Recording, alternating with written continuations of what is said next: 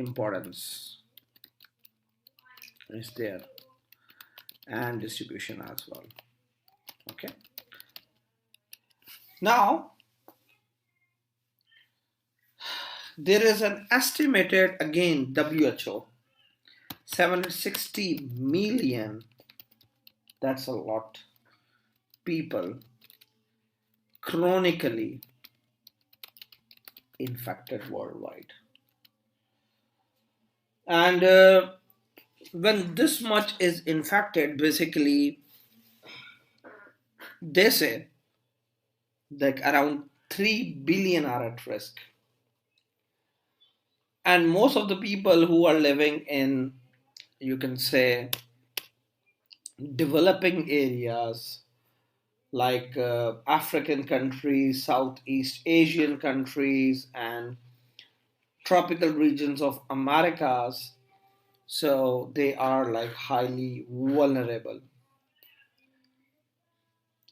Now, um, this one, Nectar americanus, is the most widespread hookworm infection globally.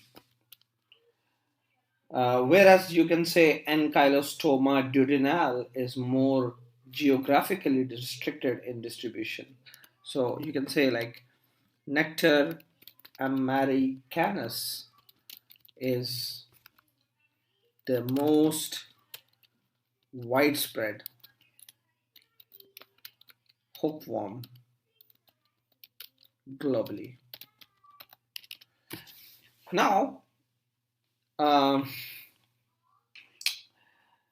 the mortality is not high, but this one causes a lot of burden on the children and the maternal health, because the impact of this condition or this infection is basically anemia and malnutrition. And for the baby, especially, when they are growing, they they can cause a lot of physical and intellectual development problems. So that's why this thing is important. So the humans, they are incidentally infected, and though we are just discussing now Ankylostoma duodenal, but there are many other hook forms like Caninum brasiliensis and others. Okay, so but we'll be discussing this one. So now, like you can say how the mm, condition looks like, or sorry, before we'll discuss like how the organism looks like, right? So, uh, like this infection has caused what you can say a lot of burden on the health system, and climate is very important, in transmission of this infection, because any place where the warm weather is there or there is moisture is there, so these are basically very ideal for the larva to grow. And the area where there is less supply of clean water, there is lack of sanitation, there is poverty, many people they are infected by this thing. And basically, the problem is not this, like this is the thing, but any area where the sanitation is not good, and when where there is no clean water, so it is not just like one parasitic infection, rather they have multiple parasitic infections. Like maybe they will be having Ascaris lumbricoids and two, three, four parasites together. So you can say that that's the important thing, and whenever like we treat them, we try to treat them with multiple or against multiple parasitic infections in these areas. So you can see a map, by the way, I will see like if we can find any map on Bing, so I can show you the map worldwide, or sorry, distribution of hookworm infections.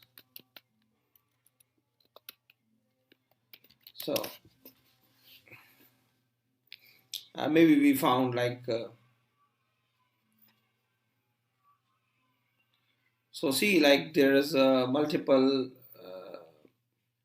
photographs, talking about like the distribution of the hookworm infection, right? This is like a nice one, you can say. Um, you can see like this one.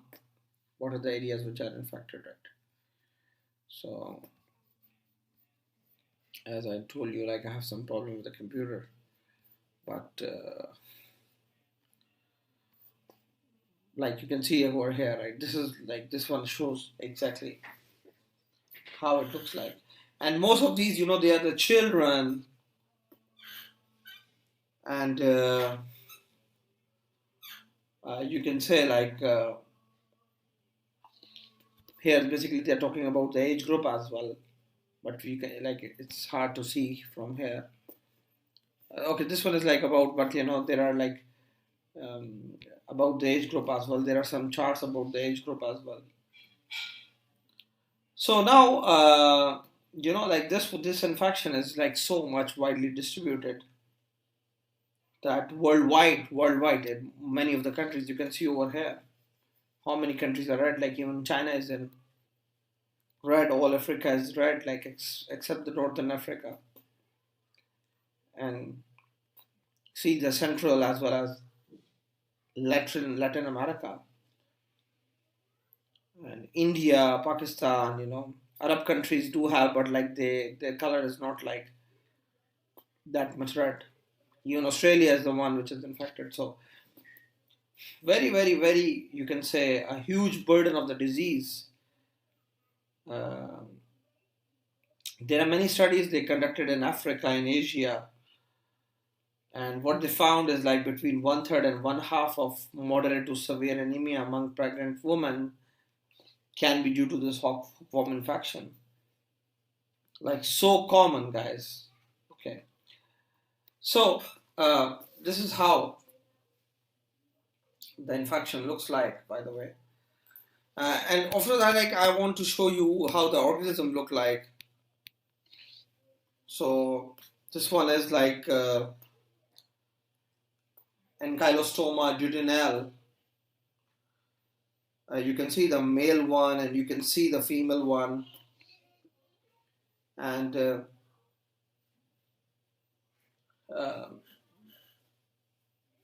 you can see like how they look like, right? Like they have the esophagus, right?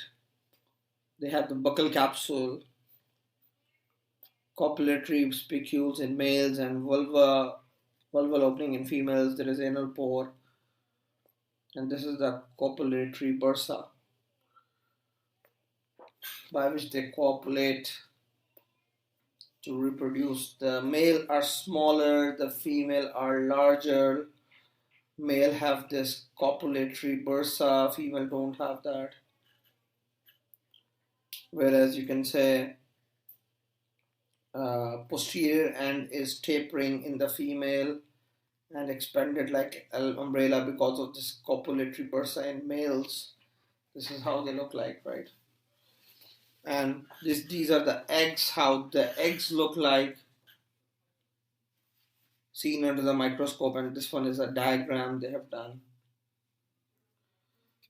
They are basically colorless and they float in a saturated salt solution, and you can see like the eggs contain these blastomeres. 4 to 8 blastomeres are there.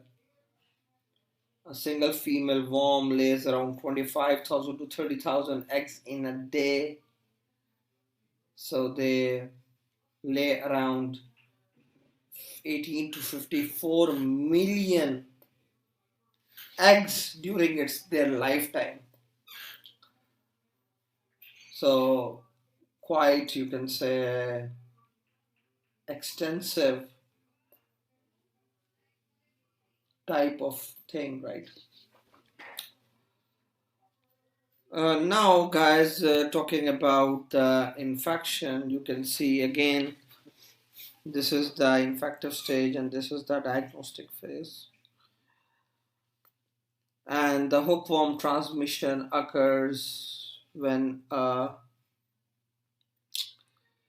third stage filariform, this is filariform larva, come in contact with the skin. And this larva basically have the ability to penetrate the skin, and most often like those of the hands and the feet, arms and legs, or simply the exposed area. So basically they enter through the hair follicles, or if there is any break in the skin. So following skin penetration, the larva enters the subcutaneous venules, like the same thing which we are discussing for the last 2-3 weeks. And then through the lymphatics, it goes into the circulation, reach to the right heart, reach to the lung circulation or pulmonary circulation, and ultimately they will reach to the pulmonary capillaries. They will penetrate the alveoli, then they ascend to the bronchial tree, from bronchial tree to the trachea, and then they go into the epiglottis, into the pharynx, and then they are swallowed back into the GIT. So once in the GIT, the larvae undergo two changes in the lumen of the intestines before they develop into the egg-laying adults form around 5 to 9 weeks after skin penetration, or you can say around 1 to 2 months after, they will reach the adult form.